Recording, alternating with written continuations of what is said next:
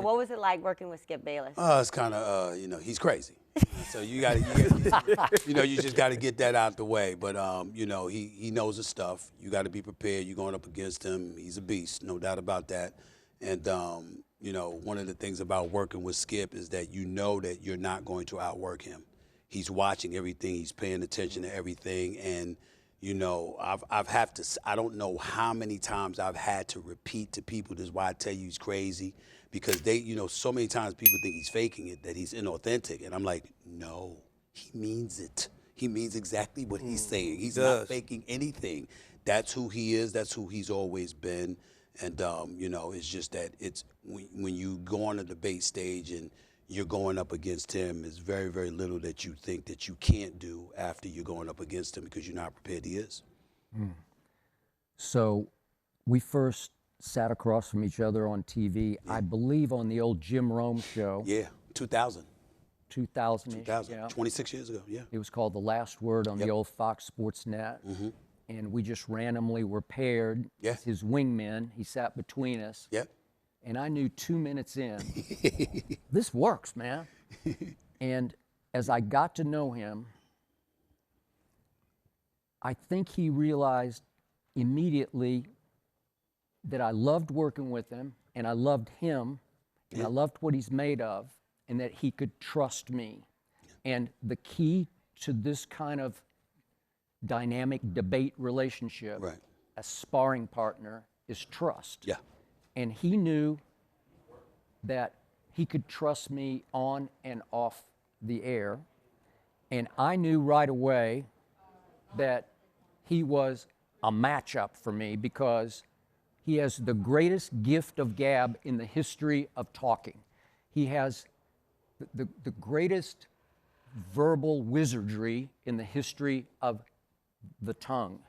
That this man is the ultimate verbal wordsmith, and he can just talk you in circles where you're like, what? I thought we were over here, and we suddenly were over here. So he never beat me in a single debate. I disagree with that. I feel that's the funny part because I feel exactly the same way. I don't believe I ever beat him. It's exactly the same thing. But it took me a long time to win every debate against him because I'm saying, where are you going, man? What just happened? We always left the rails and went way over here in the control room. They're all going, well, what's that? It's interesting that he brings this up because in my opinion, as guys that are doing this now and whatever, we've been doing it for decades. This is where I think the mistake comes in when you're going up against Skip Bayless. Too many people are interested in trying to attack his facts. He's got that covered. Always. You can't stop. That's not the way to beat him. No. What you have to do now, don't is give away the secret. Hold on, let me write this down. wait. You gotta write this down. You have to attack his perspective. Oh. Because his perspective almost always is in conflict with yours. But it also makes it where it doesn't matter who I'm working with or who I'm against. Where the ultimate appreciation comes in for him is that when you're doing a debate show, we have these morning meetings. And if you know anything about me, I'm going to games. You know, I want to be in the locker room. I want to meet cats outside. You know, you want to holler at me, yeah. Meet me at the club. We gonna do whatever we got to do. You just want to walk in front of the crowd and say, Stephen A. You know what I'm saying? Show that fit off. Show that fit off. No doubt, that too. But I'm working, you know, and I'm always working those extra hours. What happens is that I'm on the West Coast. You got to get up 4:30, whatever, and I'm a part of every meeting. I didn't have to be with him. There were times Skip was like, man, you were out to that game. You were covering the game. I saw you in the locker room. You were on the air at 2 in the morning. Just be at the show. I got the morning meeting. True. And there was nothing to worry about because we instinctually are opposites.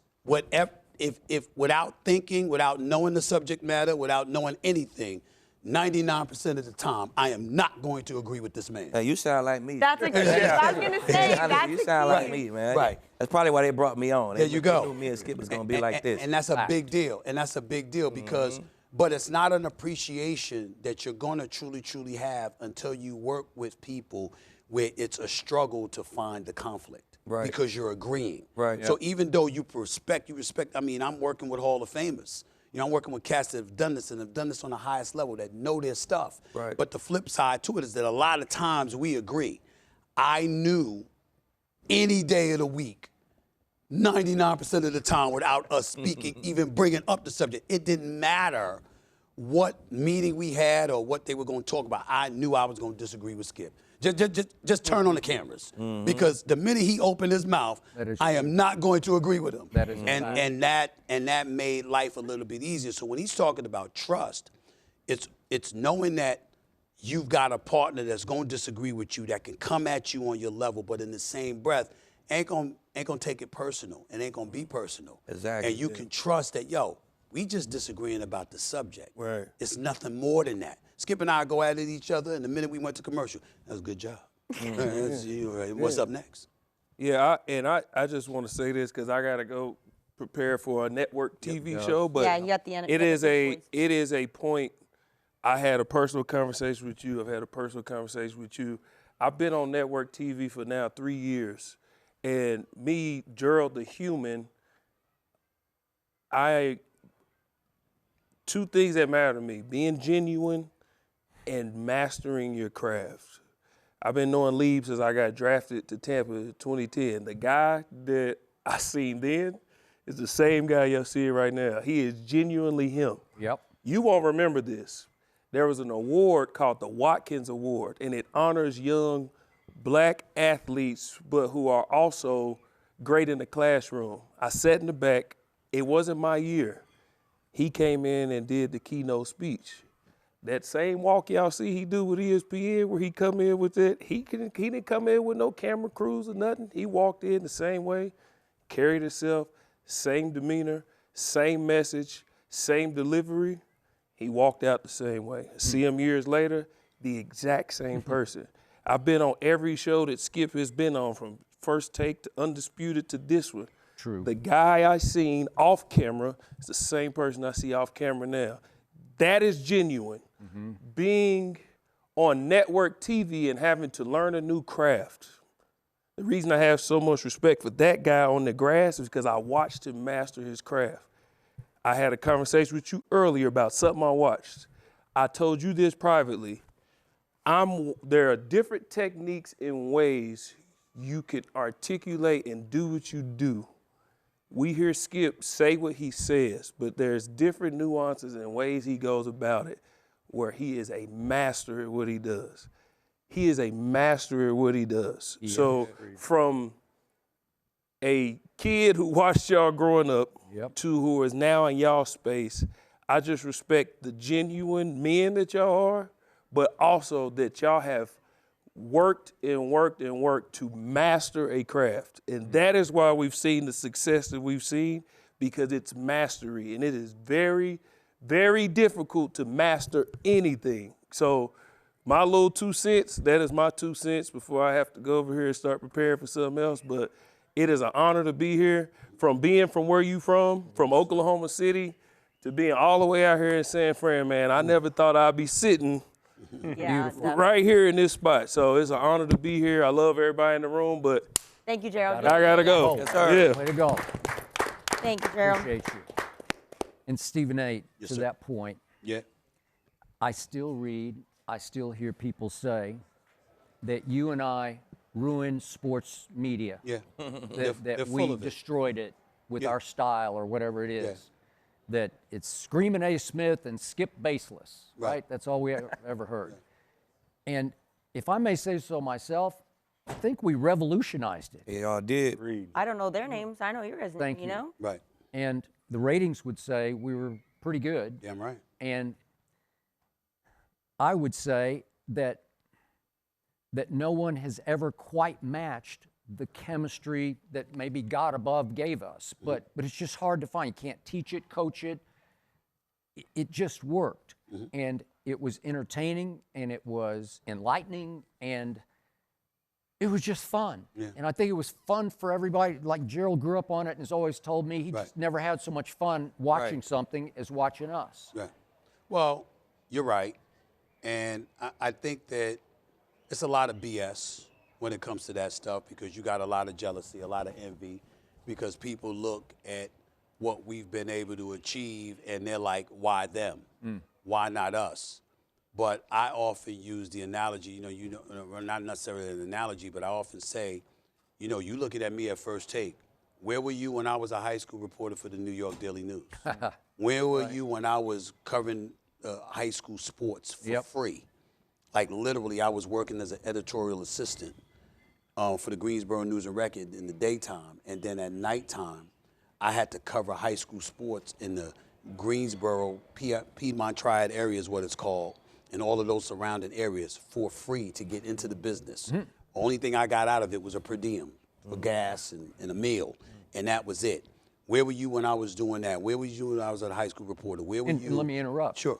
Where were you when you were covering the Sixers? That's right. Larry Brown was the coach. That's right. And when I first met you in Chicago at the house that Michael Jordan built, you were suited and booted. And very few, if any, reporters came in coat and tie to cover the games. And then you told me later, Larry Brown told you, you should look the part. You should dress the part. Quick story, Larry Brown, so there's this big mall in Pennsylvania, it's called King of Prussia. And one of these days, Larry Brown, I saw Pat Croce with these pair of smooth-ass Italian shoes. And I'm like, I like those. And he was like, I said, how much are they? He said, I don't worry about it. Because I said, I want to know. He's like, $600. $600. $600. That's a lot of money. I'm on the newspaper salary. I'm not paying that. And Larry Brown just walked over because he heard us talking. He shook his head. He was like, that's what's holding you back. You think about where you are. I want you to think about where you're going. Exactly. So I thought about that, right? And I said, I'm going to go look for these shoes, right? So I go to the King of Prussia Mall, and I literally stroll down the escalator, and some dude is at the bottom of the stairs waiting for me. And I said, who are you? He said, we were expecting you. Larry Brown called. Here are the shoes. Oh, wow. He said, no, it's $600. He said, pay for it. I said, $600? He said, yep, no excuses. And I paid for those shoes, and it was like, that story stays with me because my cousins would be, or my sisters would be reminding me it's a suit. It's $500 at the time or $800, and I would have a heart attack. And now it's like, I don't think about it because I'm talking about before I got paid. It's like, nah, because I'm trying to be about where I was going. And to speak to your point about the industry, yeah, you're going to have people that's jealous or whatever, but you're absolutely right. We revolutionized it. But let's understand why. We saw the forest from the trees. Both of us were in newspapers. We saw the industry dying. Yes, sir. We saw them transitioning from that to .com. We saw, and we would sit up there and we would run in the radio hosts. Didn't know shit. And they would sit up there going like this. Now, how much, we making $75,000, $100,000. These cats making $300,000, $400,000 just to talk for 2 hours on the radio. I was like, I need to find out more about that industry. And then don't get me started once I learned about television. How much you get paid? Oh, really? That's what we doing. Okay. So I saw all of that, and that's where the transition kicked in. So we didn't lose our newspaper roots. Our foundation was what it was. But the industry was evolving, and it was changing, and it was getting more into talk and stuff like that. Skip knew he could talk. I knew I could talk. We were like, and we got the information. Yeah. What we worried about anybody else for? Right. That's what we did. I love it, man. So we love the reminiscing, right? Sure. The background. Yeah. But I want to see some of that shit live. I know. I got to see a debate. I want to see some of it live. You know what I'm saying? I'm trying to chime in on some shit. Feel me? There we I go. Say I did it with y'all one time. He doesn't do touchy-feely. Yeah. I want to get to it. You know? Ain't nothing wrong with it. Ain't nothing wrong with it.